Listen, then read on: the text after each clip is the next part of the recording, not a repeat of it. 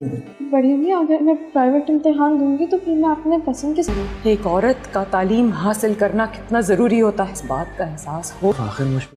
Any Samina سے کہے گی کہ وہ اب آگے اپنی تعلیم کو مکمل کرنا چاہتی ہے، تو سمینہ کہے گی کہ ہاں وہ گھر بیٹھ جائے اور پرائیویٹ طور پر امتحان دے دے۔ تو اینی کہے گی کہ جو سبجیکٹ میں پڑھنا چاہتی ہوں وہ پرائیویٹ ہو ہی نہیں سکتے، مجھے اسکول جانا پڑے گا۔ لیکن سمینہ نہیں مانے گی، وہ کہے گی تمہاری گھر کی بھی ذمہ داریاں ہیں، تم ان کو بھی دیکھو، تمہاری اب چھوٹی سی بچی بھی ہے، تم اس کو بھی دیکھنا ہے، تم کیسے کر پاؤ گی، اسی لیے بہتر ہے کہ تم پرائیویٹ طور پر ہی پیپرز دو۔ لیکن جب اس کی ماں عاشی کو اس بات کا پتہ چلے گا تو وہ کہے گی کہ تم اپنی تعلیم مکمل کرو، مجھے اس بات کا احساس ہو گیا ہے کہ ایک عورت کی تعلیم کس قدر ضروری ہے۔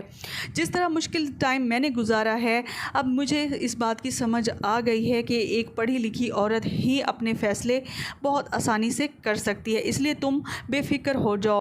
بے فکر ہو کے اپنی تعلیم مکمل کرو، میں تمہاری بیٹی کو سنبھال لوں۔ سمینہ فاخر کے کہنے پر حبیب کو فیکٹری میں بلوا تو لیتی ہے لیکن اسے کوئی گھاس بھی نہیں ڈالتی۔ اس بات کا احساس حبیب کو ہو جاتا ہے، وہی کہتا ہے کہ بھابھی مجھے صرف دکھاوے کے لیے فیکٹری میں بلا رہی ہے، ورنہ اسے میری کوئی پرواہ ہی نہیں ہے۔ راحیلہ اسے کہے گی کہ یہ سب سائقہ کی وجہ سے ہو رہا ہے، سائقہ ہی